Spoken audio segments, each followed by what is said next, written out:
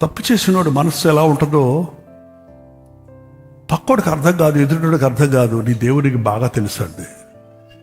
తప్పు చేసిన వాడి మనస్సాక్షి ఎంత గలిబిలైపోద్దో, ఏడవలేక, చెప్పుకోలేక, కప్పుకోలేక ఎంత నలిగిపోతారో ప్రభుకు తెలుసండి.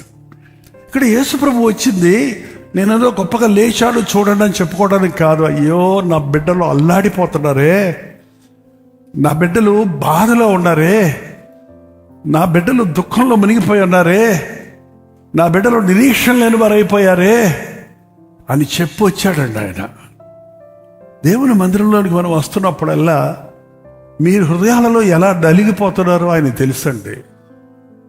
నువ్వు మంచోడు కాదని ఎవరు మూడోవాడు చెప్పకూడదని నీకే తెలుసు. నీ మనస్సాక్షి సరిలేదని ఎవరు నీకు చెప్పక్కర్లా, నీకే తెలుసు. మరి ముఖ్యంగా ఆయన వెలుగులోకి వచ్చినప్పుడు, సన్నిధిలోకి వచ్చినప్పుడు యు ఫీల్ గిల్టీ. ఏదన్నా తట్టుకోవచ్చు, కానీ గిల్టీ తట్టుకోవటం అనేది చాలా కష్టం. పైన బాధ దొరికితే అనుకొని వేసుకోవచ్చు, కానీ లోపల జరిగిన హృదయ గాయాలకు ఏ మెడిసిన్ పనిచేయదు. చెదిరిన హృదయాలను బాగు చేసేవాడు ఆయన.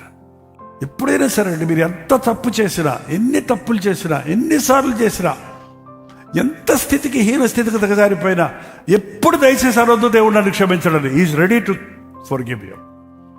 ఎంత పాపినైనా క్షమిస్తాడు, ఎన్నిసార్లైనా క్షమిస్తాడు. యేసుక్రీస్తు క్షమించలేనంత నీచమైన పాపం ఈ లోకంలో లేదు. ఆయన రక్తము కడగలేనంత ఘోరాతి పాపముల మూటలు లేవండి. అసలు నా దగ్గరికి రా, మీ పాపములు కెంపు వలె ఎర్రనివైనను నేను హిమవలే. అది పేతురు కనీసం ప్రభు వైపు చూశాడు, పశ్చాత్తాపడ్డాడు. కాబట్టి పేతురు చేసిన తప్పు కాదు కదా, చిన్న తప్పు కాదు కదా, నీతో చావటానికి రెడీ అన్నాడు. చిన్న అమ్మాయి వచ్చి నువ్వు ప్రభుతో ఉన్నావంటే, లేదంటే 1కి 3 సార్లు. కానీ పశ్చాత్తాపడ్డాడు కాబట్టి క్షమించబడ్డాడు. ఎప్పుడైనా ప్రభు క్షమించడానికి సిద్ధమే. ఇంకా అయిపోయింది అంతా అనొద్దండి ఎవరు కూడా.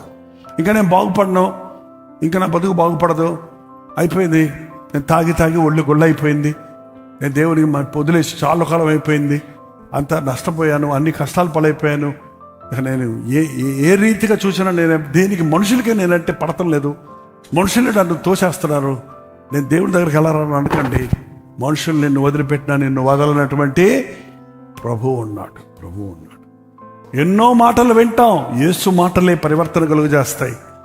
ఎన్నో మాటలు వింటాం, సువార్త శక్తి మాత్రమే మనిషి హృదయాన్ని స్పందించి మార్పులోనికి తెస్తుంది.